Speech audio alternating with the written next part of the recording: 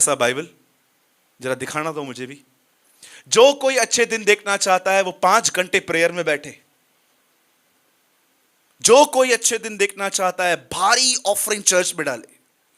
जानते हैं वहां क्या लिखा है? प्रिंसिपल लिखा है, जो कोई अच्छे दिन देखना चाहता है वो सिर्फ एक काम करे, अपने जुबान को बुरी बातें कहने से रोका रहे। That's all. संत पतरस 2017 साल पहले ये बात लिखते हैं।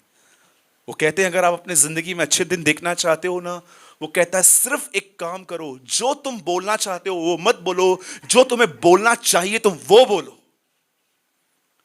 हम बहुत कुछ बोलना चाहते हैं, हम जो यहां पर भरा हुआ है हम वो बोलना चाहते हैं, लेकिन पतरस कहता है तुम वो मत बोलो जो तुम बोलना चाहते हो, तुम वो बोलो जो तुम्हें बोलना चाहिए।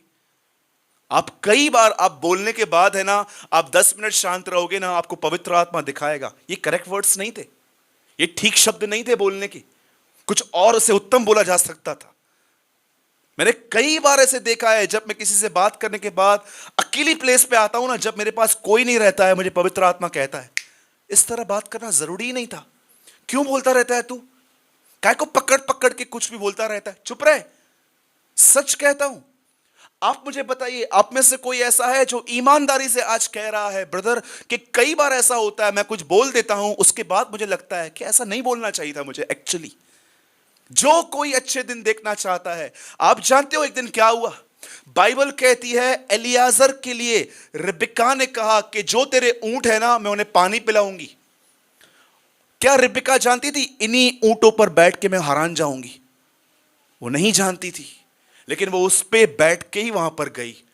कई बार आपको पता है खुदा आपको आशीष में कुछ लोग देता है जो आपको समय समय पे उत्साहित करते हैं, समय समय पे आपकी मदद करते हैं।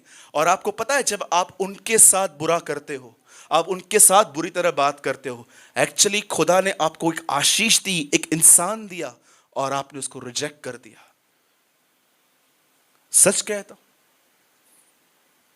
इसलिए ये मेरी विनती है आपसे, हर एक को आशीष दीजिए, हर एक के लिए पॉजिटिव कहिए। अगर रिसेंटली मैं एक ब्रदर से मिला और उससे कम से कम 440 लोगों की निंदा की मेरे सामने, ये ऐसा है, ये ऐसा है, ये ऐसा है, ये ऐसा है, ये ऐसा है। मैंने कहा ब्रदर आप चाहते क्या हो? आप अपने आप को खाली कर रहे हो सिर्फ कि आप चाहते हो वो लोग आशीष, वो लोग सुधरे, ठीक हो? बोला चाहता तो मैं ये हूं। दिस इज नॉट वे। फिर प्रेयर करो, उनके लिए कन्फेस करो। आज से 19वीं सदी में एक आंटी रहते थे, उसका बच्चा 17 साल की उम्र में स्मोकिंग करता था, ड्रिंक करता था, ड्रग्स लेता था।